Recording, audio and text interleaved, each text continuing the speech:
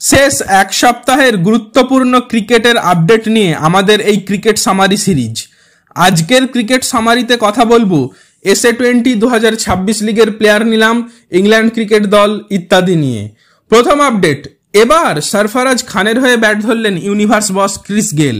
এক পডকাস্টে তিনি বলেন, সরফরাজ খান ওর টেস্ট দলে থাকা উচিত, অন্তত টেস্ট স্কোয়াডে তো থাকা উচিতই। দেখুন, ঘরের মাঠে সেঞ্চুরি করেছে, তবুও স্কোয়াডে নেই। আমি কয়েকদিন আগে একটা পোস্ট দেখেছি, ও ওজন কমিয়েছে।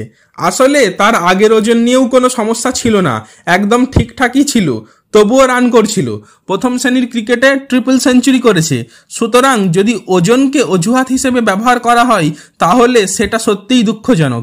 কখনোই এটা ওর বিরুদ্ধে ব্যবহার করা উচিত নয়। ওই তরুণের 100% স্কোয়াডে থাকা উচিত ছিল। এর পরের আপডেট হলো, আপনারা জানেন আসন্ন দক্ষিণ আফ্রিকা T20 লিগ SA20 2026 জন্য প্লেয়ার নিলাম গত 9 সেপ্টেম্বর জোহানেসবার্গে সম্পন্ন হয়েছে। আপনারা ইতিমধ্যেই হয়তো সব দলের স্কোয়াড দেখে নিয়েছেন। যাই হোক, সেই নিলামের মার্কি সেটের প্লেয়াররা কোন দল পেলেন সেটাই জানাচ্ছি। বিশ্বের 1 নম্বর ওডিআই বোলার কেশব মহারাজ আসন্ন SA20 লিগে খেলবেন প্রিটোরিয়া ক্যাপিটালসের হয়ে।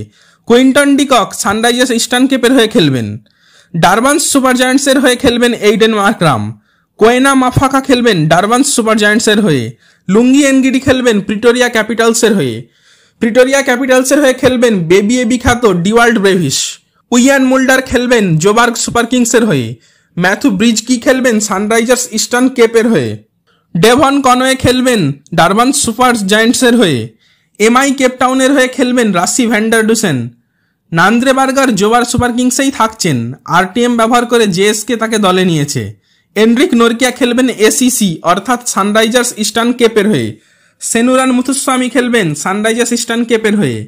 প্রিটোরিয়া ক্যাপিটালসের হয়ে খেলবেন fast bowler Lizaad Williams. Gerald Coetzee খেলবেন ডারবান্স সুপার জায়ান্টসের হয়ে। ওটনিল বাটম্যান খেলবেন পার্ল রয়্যালসের হয়ে। গুডাকেস মোটি খেলবেন পার্ল রয়্যালসের হয়ে। সুতরাং মার্কি সেট থেকে কে কোন দল পেয়েছে সেটা জানালাম। নেক্সট আপডেট, অবশেষে আইসিসির কোনো পূর্ণ সদস্য দেশ T20 ক্রিকেটের স্কোরবোর্ডে 300 রান তুলল।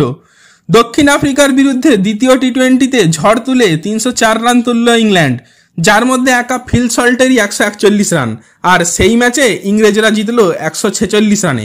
সুতরাং এই নজির গড়ার জন্য ইংল্যান্ডকে অনেক অনেক অভিনন্দন। এবার একটা পরিসংখ্যান দিয়ে ভিডিও শেষ করব।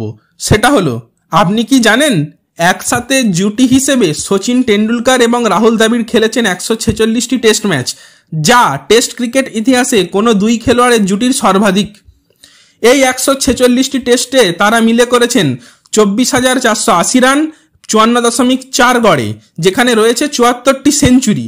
এর মধ্যে 42টি সেঞ্চুরি এসেছে বিদেশের মাটিতে। এনারা ভারতের একমাত্র 2 ব্যাটসম্যান যারা 9টি ভিন্ন প্রতিপক্ষের বিরুদ্ধে টেস্ট সেঞ্চুরি করেছেন। সুতরাং আজকের ক্রিকেট সামারি কেমন লাগলো কমেন্ট করে জানাতে পারেন।